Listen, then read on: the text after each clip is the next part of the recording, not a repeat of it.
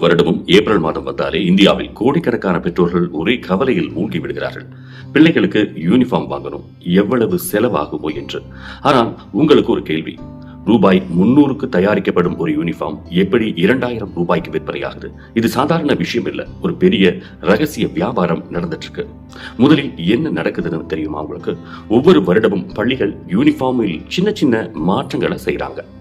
ஒரு லோகோ மாற்றம், ஒரு நிறம் மாற்றம், ஒரு டிசைன் மாற்றம். பெரிய மாற்றம் எதுவும் ஒன்றும் இல்லை. ஆனால் அந்த சின்ன மாற்றம் நேற்று வாங்கிய யூனிஃபார்மை இன்றைக்கு பயன்படுத்த முடியாதது மாதிரி மாற்றிடும். அடுத்தது என்ன? இந்த கடையில் தான் வாங்கணும் என்று பள்ளிகள் சொல்லும். அந்த கடை யாருதுன்னு தெரியுமா? பள்ளி தேர்ந்தெடுத்த கடைதான், வேற எங்கேயும் வாங்க முடியாது. இப்போ முக்கியமான ஒரு விஷயம் இருக்கு. 300 ரூபாய்க்கு தயாரிக்கப்படும் யூனிஃபார்ம் பெற்றோர்களுக்கு 900 முதல் 1500, சில நேரம் 2000 ரூபாய்க்கும் விற்கப்படுகிறது.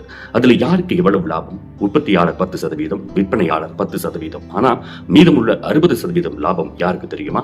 பள்ளி தேர்ந்தெடுத்த வெண்டர் கிட்டே போகும். அதுல 10 முதல் 20% நேராக பள்ளிக்கே கமிஷனா திரும்பி வரும். இதுதான் அந்த கட் சிஸ்டம். ஒவ்வொரு வருடமும் அதே மாதிரி ஓடிக்கொண்டே இருக்கும். இதுல இன்னொரு அதிர்ச்சியான விஷயம் என்னன்னா, பெண் குழந்தைகளுக்கான யூனிஃபார்ம் தான். ஆண் குழந்தைகளை காட்டிலும் எப்போதும் அதிக விலை பெண் குழந்தைகளுக்கான யூனிஃபார்ம். சராசரியாக 8% அதிகம். அதாவது ஒரு குடும்பத்துல ஒரு பெண் குழந்தை இருந்தா வருடத்திற்கு 500 ரூபாய் முதல் 1000 ரூபாய் வரை கூடுதலா செலவு செய்ய வேண்டிய நிலை ஏற்படுகிறது பெற்றோர்களுக்கு. ஏன் இந்த வேறுபாடு? யாருக்கும் தெளிவான பதில் இல்ல. ஒரு கேள்வி, இதுக்கு சட்டம் இல்லையா? இருக்கு.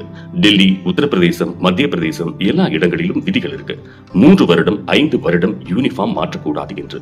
CBSE கூட சொல்றாங்க, ஒரே கடையில வாங்க கட்டாயப்படுத்த கூடாது பெற்றோர்களை அப்படின்னு. ஆனா உண்மையில் என்ன நடக்குது?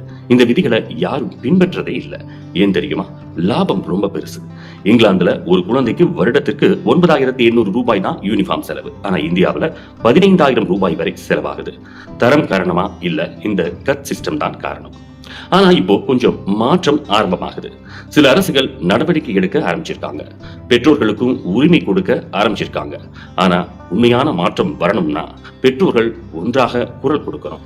சமத்துவத்துக்காக உருவாக்கப்பட்ட யூனிஃபார்ம் இன்று அநியாயத்தின் சின்னமாக மாறிவிட்டது.